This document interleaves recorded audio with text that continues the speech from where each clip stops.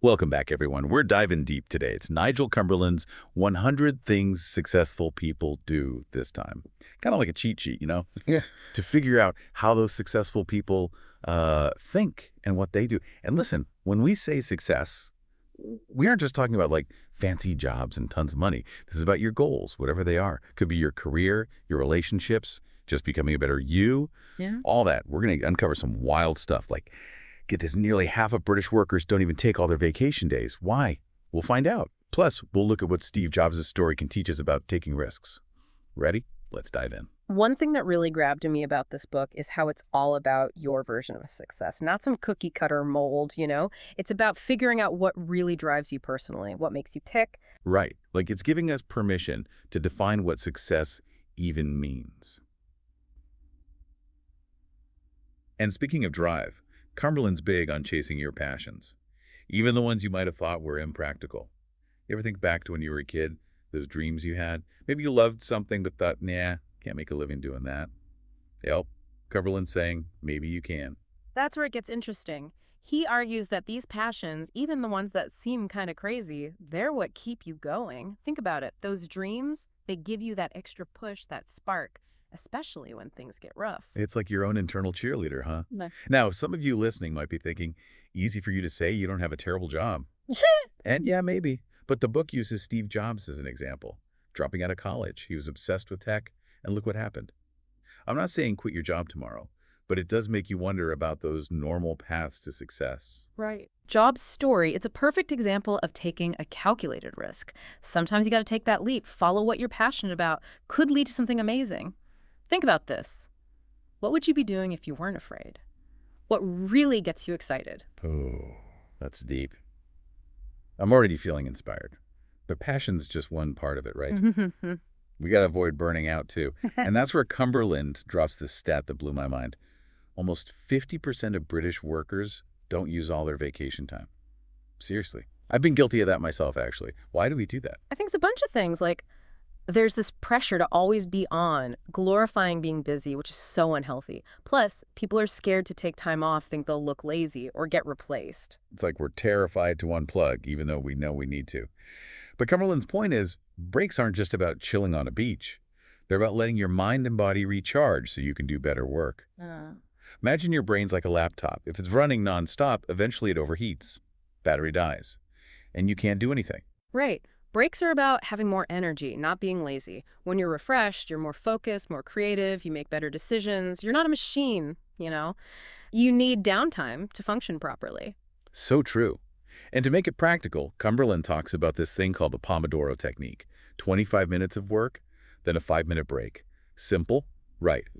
But those little pauses, they can make a huge difference. They really can. Don't underestimate what you can do in 5 minutes. Get up from your desk, stretch, take a walk, do something that has nothing to do with work. Those little breaks, they help you reset and come back with more energy and focus. Okay, ready to talk about everyone's favorite topic, money. But here's the thing. Cumberland says financial success isn't about looking rich. It's about feeling secure. It's about having enough that you don't have to stress about bills all the time. Makes sense, right? Totally. He says it's about being free and independent now and in the future. It's about making choices you believe in, not trying to keep up with everyone else. And this is where it gets a bit, a bit uncomfortable. Uh-oh, lay it on me. What's the hard truth? Well, Cumberland mentions this study where 31% of people weren't saving anything. That made me stop and think, where's all our money going? Are we spending to impress other people or to actually meet our needs? It makes you think about your spending habits and if they're helping you reach your long-term goals. Time for some introspection, folks. Think about how you spend your money. Are you stuck in that instant gratification trap? Or are you thinking about your future? Don't worry, we're not saying you have to live like a monk or anything. But maybe try starting with a small savings goal. Something easy. Even a few bucks a week adds up. Exactly. Even small amounts make a difference over time. And it's not just about the money itself. It's about being aware of your finances, being responsible. And that can be really empowering. Okay, ready for a topic that might hit a little close to home? Forgiveness. We've all been wronged, felt that anger, held grudges. But Cumberland says hanging on to that anger actually hurts you more than the person who wronged you. It's like lugging around this heavy weight. That anger, that resentment, it drains you and stops you from moving on. And I love how Cumberland says forgiving doesn't mean you're okay with what happened. It's about letting go of how those actions control you. It's about choosing peace for yourself, Hmm. not letting the past control your present or your future. Forgiveness, it's self-care. It doesn't mean you forget or that the hurt wasn't real, but it means choosing to let go of the anger, the resentment that's weighing you down. So think about this. Is there a grudge you've been holding on to? What would it feel like to let it go? Not for them, but for you.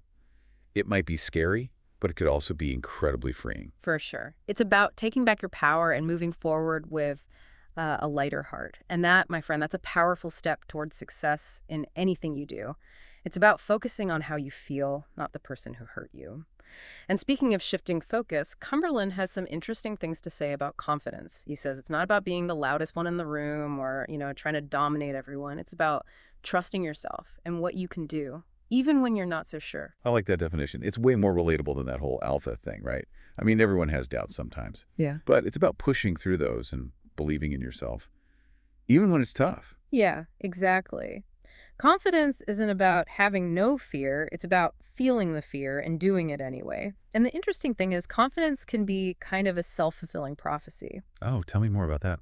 So there's this idea called the as-if principle. Basically, if you act like you already have a certain quality, you can actually start to embody it. Like, even if you're feeling insecure, if you stand up straight, speak up, act confident, you might actually start feeling more confident. So kind of like fake until you make it, but with actual science behind it. Yeah. I can see how that would work. I definitely noticed that when I push myself outside my comfort zone, I feel more capable afterwards. Right. It's like proving to yourself that you can handle more than you thought. And those little wins, they can really boost your self-belief. Okay, ready for a topic that might hit a little close to home for some of us. Cumberland talks about how being obsessed with stuff can actually be like a sign of insecurity. We all know those people who are always buying the newest gadgets, bigger houses, fancier clothes. But are they really happy? It's often like they're trying to fill a hole with things instead of dealing with their feelings. Real success isn't about having a lot of stuff. It's about living a life that feels good. And getting rid of clutter can be a big part of that. Cumberland has this three-step process. First, you got to take stock of everything you own. Then, get rid of anything you don't need or use. Be ruthless. And finally, and this might be the toughest part, you got to change your habits so the clutter doesn't come back. It's about shifting your mindset from thinking you never have enough to realizing you already have what you need. When you know you have enough, you don't have to keep buying more stuff. And that's a pretty amazing feeling. Think about it. How much time do you waste dealing with all your stuff? Cleaning it, organizing it, worrying about it?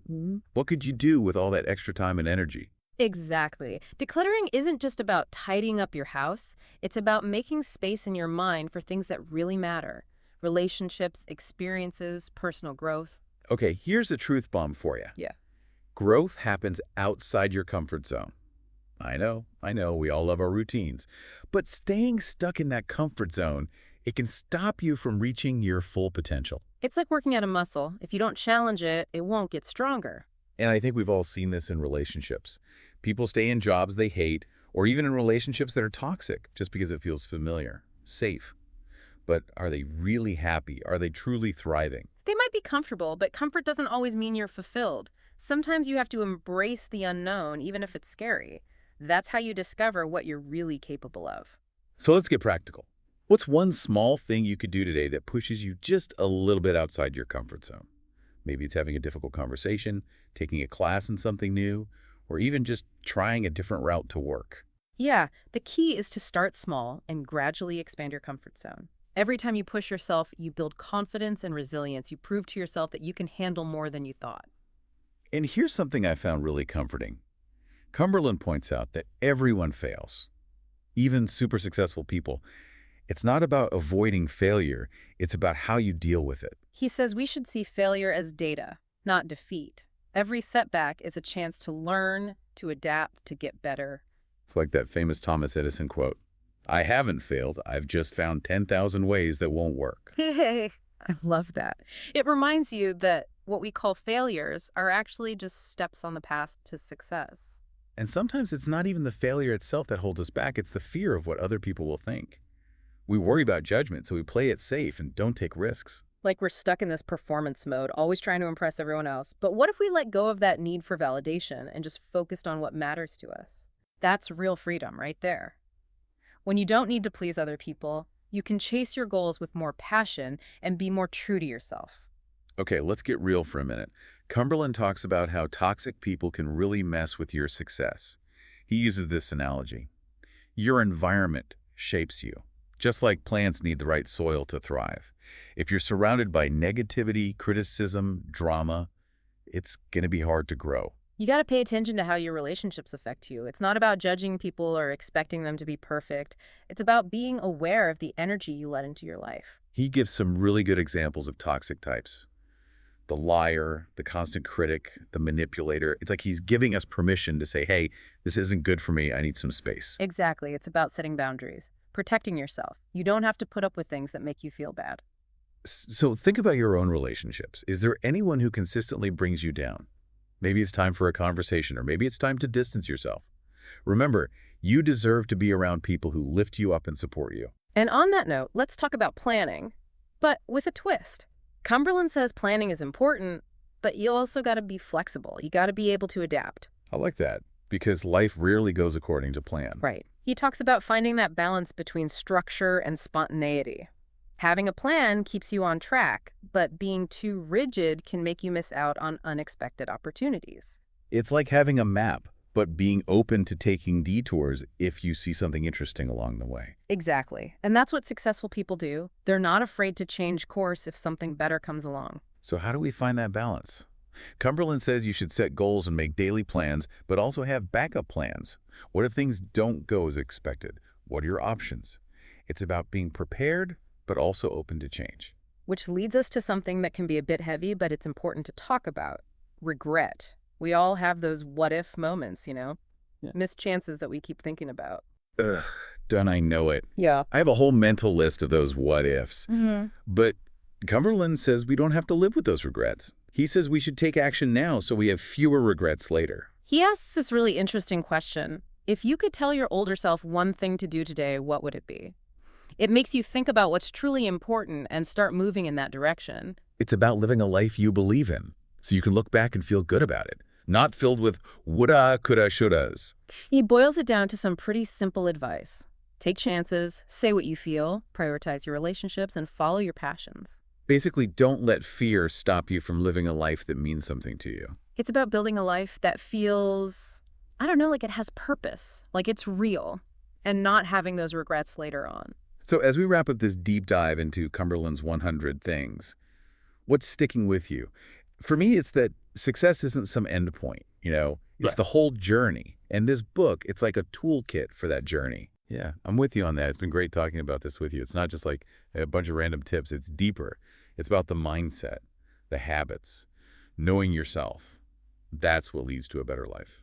What really struck me is how Cumberland keeps saying, success isn't the same for everyone. It's about you deciding what it means and then making your life match that. Right, and that's what makes this book so cool, I think. It's not about hitting some random target that someone else set.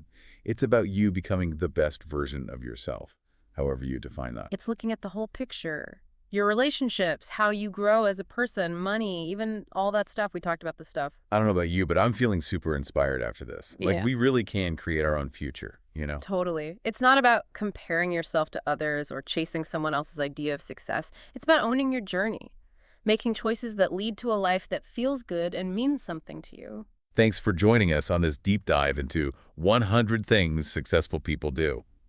We hope you got something out of it, and that you feel like you can go out and create your own version of success. Remember, it's not about being perfect. It's about growing, learning, and always trying to be better. Until next time, folks, keep diving deep and reach for those stars.